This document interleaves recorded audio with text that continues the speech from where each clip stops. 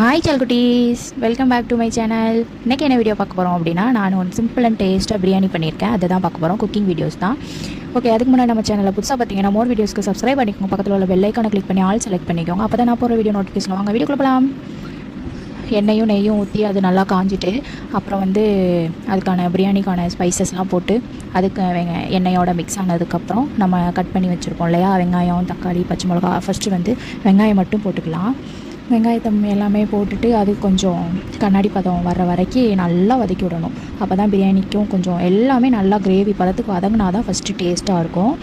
வெங்காயத்தை தான் போட்டுட்ருக்கேன். போட்டுட்டு அதை நல்லா வதக்கி விடலாம். கோல்டன் கலரில் வரணும்னு சொன்னேன் இல்லையா, கோல்டன் கலரில் வர அளவுக்கு வதக்கி விட்டுருக்கலாம். இந்த பார்த்திங்களா, அழகாக இருக்கா பார்க்கவே, கோல்டன் கலரில் வந்துச்சு.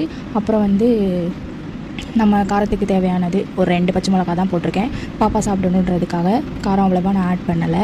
இன்றைக்கி வீட்டுக்கு கெஸ்ட்டு வேறு வந்திருந்தாங்களா, அதான் கொஞ்சம் நிறையா பண்ணுறோம் பிரியாணி. எப்படி இருந்து பார்க்கலாம். நீங்கள் எப்படி பண்ணுவீங்கன்னு கமெண்ட் பண்ணுங்கள். இஞ்சி பூண்டு பேஸ்ட்டு போட்டுக்கிறேன். எப்போயுமே நாங்கள் தனியாக வீட்டில் அரைச்சி தான் போடுவோம். இன்றைக்கி சரி டைம் இல்லை, அரைக்க முடியாது அப்படின்றதுனால கடையில் வாங்கி இஞ்சி பூண்டு பேஸ்ட் போட்டு அந்த ஸ்மெல்லு போகிற வரைய நல்லா மிக்ஸ் பண்ணி விட்டுக்கலாம். கடையில் வாங்கி போடுறத விட எனக்கு வீட்டில் வாங்கி போடுறது தான், வீட்டில் அரைச்சி போடுறது தான் பிடிக்கும். அதுதான் நல்லாயிருக்கும். ஓகே, அது மிக்ஸ் ஆகிடுச்சு. அப்புறம் தக்காளி போட்டு அதுவும் நல்லா வெங்காயம் பச்சை மிளகாவோட மிக்ஸ் ஆகிற அளவுக்கு நல்லா வதக்கி விட்டுக்கலாம். அது ஒரு கிரேவி பதத்துக்கு வரணும். அதான் ஃபஸ்ட்டே சொன்னேன் இல்லையா, அப்போ தான் கொஞ்சம் டேஸ்ட்டு நல்லாயிருக்கும். சிக்கன்லேயும் நல்லா மிக்ஸ் ஆகி காரம்லாம் இறங்கும். நல்லா வதக்கி விட்டுட்டு அந்த வெங்காயம் தக்காளிலாம் எங்கள் அம்மா பெருசாக கட் பண்ணிட்டாங்க. அதான் கொஞ்சம் லேட் ஆகுது. நல்லா வதக்கி விட்டு எனக்கு கையே வலிச்சிருச்சு. வதக்கி விட்டுட்டு அப்புறம் கொஞ்சம் ஃபஸ்ட்டு பார்த்ததுக்கு இப்போ கொஞ்சம் வதங்கியிருக்குல்ல, நல்லா வதங்கிட்டு அதுக்கப்புறம் நம்ம புதினா கொத்தமல்லி அது போட்டுக்கலாம். கொஞ்சம் தான் போட்டிருக்கேன். அப்புறம் லாஸ்ட்டு தண்ணி ஊற்றினதுக்கப்புறம் போடுறதுக்கு வச்சுருக்கேன். புதினா கொத்தமல்லி போட்டுக்கலாம். அதையும் நல்லா, அது ரொம்பலாம் கிண்டணும்னு தேவையில்ல, அது சூடுபட்டாலே கொஞ்சம் இதுவாகிடும். அப்புறம் நல்லா கிண்டி விட்டுட்டு நல்லாவே எல்லாத்தையும் மிக்ஸ் பண்ணி வதக்கியாச்சு. அதுக்கப்புறம் நம்ம காரத்துக்கு தக்கன எல்லா பொடியும் போட்டுக்கலாம். லைட்டாக, ரொம்ப வேணாம், ஏன்னா நம்ம சிக்கனுக்கும் மஞ்சள் போட்டு வாஷ் பண்ணி வச்சுருப்போம். அதனால் லைட்டாக மஞ்சள், அப்புறம் பிரியாணி பொடி, சில்லி பவுடர், கரம் மசாலா, அது எல்லாமே எங்கள் காரத்துக்கு தக்கன நான் போட்டிருக்கேன். பாப்பா சாப்பிடணும், அதனால் கொஞ்சம் கம்மியாக தான் போட்டிருக்கேன். நானுமே அவ்வளோவா காரம் சாப்பிட மாட்டேன். நீங்கள் எவ்வளோ போடணுமோ அவ்வளோ போட்டுக்கோங்க. உங்களுக்கு நீங்கள் எப்படி சாப்பிட்றீங்களோ அந்தளவுக்கு போட்டுக்கோங்க எல்லா பொடியும். நான் என்னென்ன பொடி போட்டிருக்கேன் அப்படின்னா, சில்லி பொடி, ரெட் சில்லி பொடி, அப்புறம் மஞ்சள் தூள், பிரியாணி பொடி கொஞ்சம், வேறு கரம் மசாலா, அப்புறம் என்ன போட்டேன், சீரகத்தூள் கொஞ்சம் போட்டேன். அவ்வளோதான் போட்டேன். நீங்கள் என்னெல்லாம் யூஸ் பண்ணுவீங்கன்னு சொல்லுங்கள். இது நல்லா எல்லாமே மிக்ஸ் ஆகி ஸ்மெல்லு போகிற வரையும் நம்ம வதக்கிட்டே இருக்கணும்.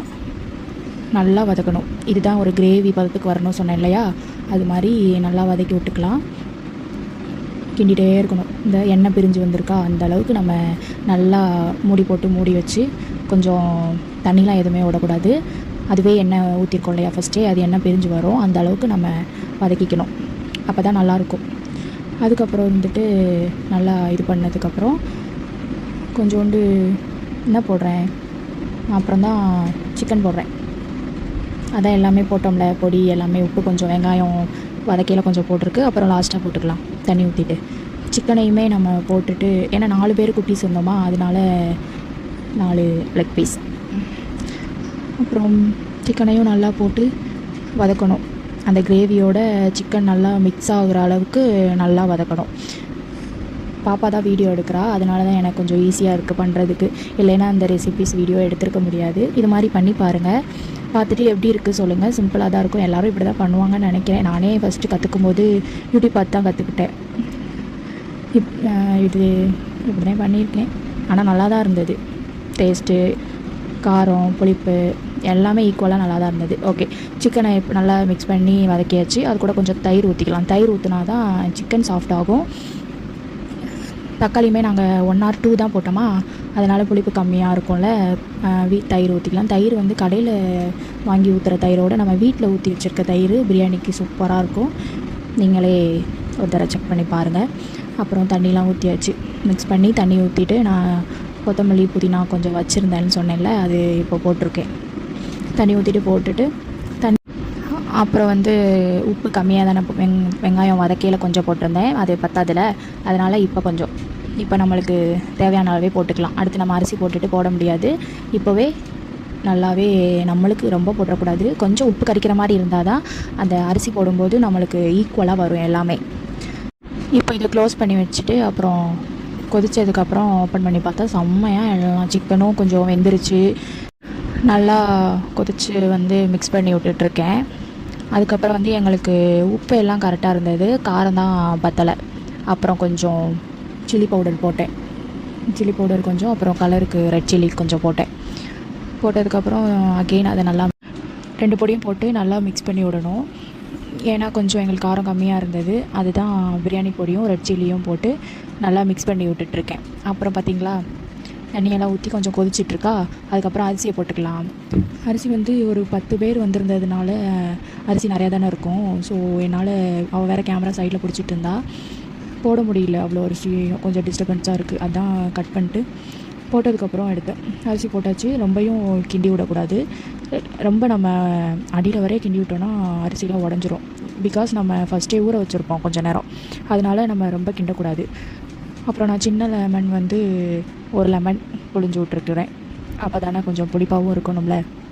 அதனால் ஒரு 5-6 பேர் சாப்பிட்றதுனா ஆஃப் லெமன் தான் புளியும். இப்போ 10 பேர் சாப்பிட்றதுனால சின்ன லெமன் தான், பெருசுலாம் கிடையாது, சின்னது ஆஃப் லெமன் புழிஞ்சு விட்டுட்டு அதையும் நம்ம கொஞ்சம் லைட்டாக மிக்ஸ் பண்ணி விட்டுட்டு க்ளோஸ் பண்ணி வச்சிடணும்.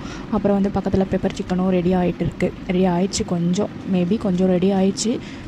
அந்த தண்ணிலாம் வற்றுற அளவுக்கு இன்னும் கொஞ்சம் ரெடியாகவும் பெப்பரை போட்டுற வேண்டியதான் அதில்.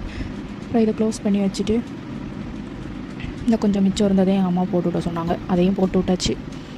அப்புறம் அவ்வளோதான், பிரியாணிக்கு எல்லாமே முடிஞ்சது. க்ளோஸ் பண்ணி வச்சுட்டு விசில் விட்டுட்டு நம்ம அதை பார்க்க வேண்டியதான். பெப்பர் சிக்கனை க்ளோஸ் பண்ணியாச்சு. ஓகே, பிரியாணி ரெடி ஆகட்டும். ரெடி ஆனதுக்கப்புறம் நம்ம எப்படி இருக்குன்னு ஓப்பன் பண்ணலாம். கொஞ்சம் பயமாக தான் இருக்குது, ஏன்னா குக்கர் வேறு புதுசாக, அதனால் எப்படி ஒரு குழஞ்சிருமா இல்லை வேகாதான்னு தெரில.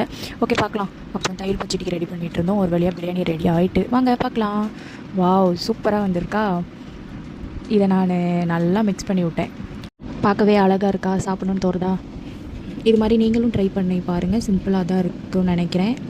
ட்ரை பண்ணி பார்த்துட்டு எப்படி இருக்குன்னு கண்டிப்பாக எனக்கு கமெண்டில் சொல்லுங்கள். அப்போ தான் எனக்கும் ஹாப்பியாக இருக்கும். ஓகே, நம்மளோட வீடியோ ரெசிபீஸ் பார்த்தோம், ட்ரை பண்ணியிருக்காங்க அப்படின்ட்டு. பாருங்கள், கலரும் போதே தெரியும்னு நினைக்கிறேன். ஒன்றும் ஒட்டவே இல்லை, அப்படியே அழகாக வந்திருக்கு. சாப்பிடும்போது செம்ம டேஸ்ட்டாக இருந்தது. ரொம்பையும் கிண்டக்கூடாது, அப்புறம் அரிசிலாம் உடஞ்சி போயிடும். அவ்வளோதான். வாங்க என்ன பண்ணியிருக்கோன்னு பார்க்கலாம். அப்புறம் வந்து சிக்கன் குழம்பு வச்சுருக்கோம். அதுக்கப்புறம் வந்துட்டு என்ன முட்டை பண்ணோம். அப்புறம் பெப்பர் சிக்கன் பண்ணியிருக்கோம். பெப்பர் சிக்கன் ரெசிபிஸ் வேணுன்னா சொல்லுங்கள், போடலாம். அப்புறம் தயிர் பச்சடி ரெடி பண்ணிகிட்டு இருந்ததை பார்த்துருப்பீங்க. அதுக்கப்புறம் ஒயிட் ரைஸு அப்புறம் ரசம். பிரியாணி பாருங்கள் எப்படி இருக்குன்னு. நல்லா தான் இருந்தது உண்மையிலேயே சாப்பிட்றதுக்கு. ஓகே, வீடியோ ஃபுல்லாக பார்த்துருப்பீங்கன்னு நினைக்கிறேன். எப்படி இருந்தது கமெண்டில் சொல்லுங்கள். நெக்ஸ்ட் வீடியோவில் பார்க்கலாம். பாய், டேக் கேர்.